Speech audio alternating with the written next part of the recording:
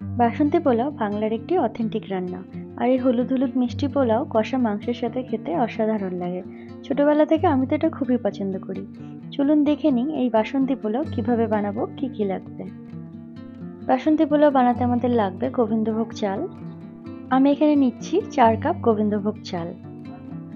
এখানে চালের সাথে জলের মাপটা খুবই জরুরি, সেজন্য যে কাপে করে আমি চাল নিয়েছি সেই কাপে মেপেই আমি জলটা দেব। এবার জল দিয়ে ভালো করে চালটাকে ধুয়ে নিচ্ছি। 2-3 বার জল পাল্টে পাল্টে ধুয়ে নেওয়ার পরে একটা ছাঁকনির মধ্যে চালটা ছেঁকে নিলাম। জল ঝরিয়ে চালটা শুকিয়ে নেব। এরপর আমি 2 ইঞ্চি মতো আদা আর 2টো কাঁচা লঙ্কা মিক্সিতে একটু গ্রাইন্ড করে নেব। এখানে ভালোভাবে পেস্ট করব না, সামান্য একটু গ্রাইন্ড করে নিলেই হবে। আদা আর কাঁচা লঙ্কাটা বাটা হয়ে গেছে, খুব মিহি করে বাটিনি। এবার এটাকে আলাদা করে রাখছি।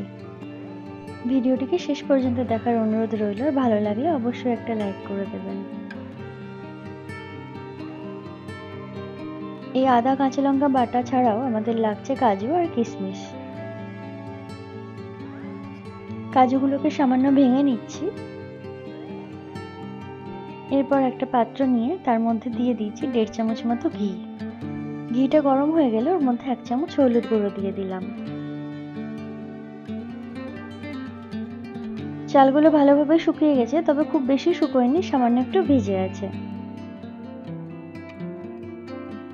ঘি আর হলুদের মিশ্রণটা এর মধ্যে দিয়ে এরপর আদা আর কাঁচা লঙ্কা যেটা বেটে রেখেছিলাম সেটা এর মধ্যে দিয়ে দিচ্ছি। চালের সঙ্গে সবকিছু একসঙ্গে ভালোভাবে মিশিয়ে নেব। এরপর একটা কড়াই গরম করে তার মধ্যে 1 চামচ মতো সাদা তেল আর 1.5 চামচ মতো ঘি দিয়ে দিলাম। একটু গরম হওয়া অবধি অপেক্ষা করে দিয়ে দেবো 2টো তেজপাতা, দারচিনি, এলাচ আর লবঙ্গ। একটু গরম হয়ে গেলে কাজু আর কিশমিশটার মধ্যে দিয়ে ভেজে নেব। এখানে ফ্লেমটা আমি লো টু মিডিয়াম রেখেছি।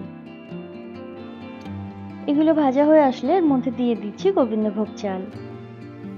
লো ফ্লেমে কিছুক্ষণ নাড়াচাড়া করার পরে তেজপাতা 2টো তুলে নিচ্ছি।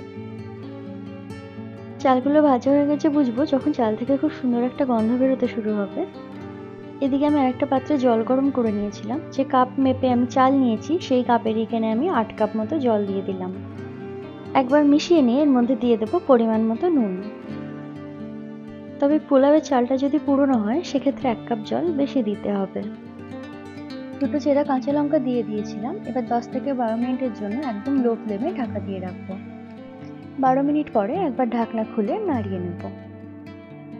চালগুলো বেশ ভালোভাবে সিদ্ধ হয়ে এসেছে। একবার নাড়াচাড়া করে নিয়ে, যেহেতু মিষ্টি পোলাও সেজন্য মিষ্টিটা এবার দিয়ে দেব। এখানে দেখতেই পাচ্ছেন চালটা খুব ভালোভাবে সিদ্ধ হয়ে গেছে, একদম ঝরঝরে ভাবে তৈরি হয়েছে। এরপরে আমি এর মধ্যে দিয়ে দিচ্ছি চিনি।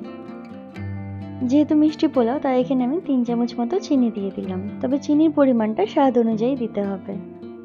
এবার একদম লো ফ্লেমে মিনিট 5-এর জন্য ঢাকা দিয়ে রাখবো। মিনিট 5 পরে ঢাকনা খুলে আরো একবার মিশিয়ে নিচ্ছি। পোলাও যত ঠান্ডা হবে তত বেশি ঝরঝরে হবে, সেজন্য ঠান্ডা করে তারপরে আমি সার্ভ করছি। এই পোলাওটা কষা মাংসের সাথে যেমন ভালো লাগে তেমনই নিরামিষ তরকারির সাথেও খুবই ভালো লাগে খেতে। আলুর দম বা পনিরের তরকারির সাথেও অসাধারণ লাগে।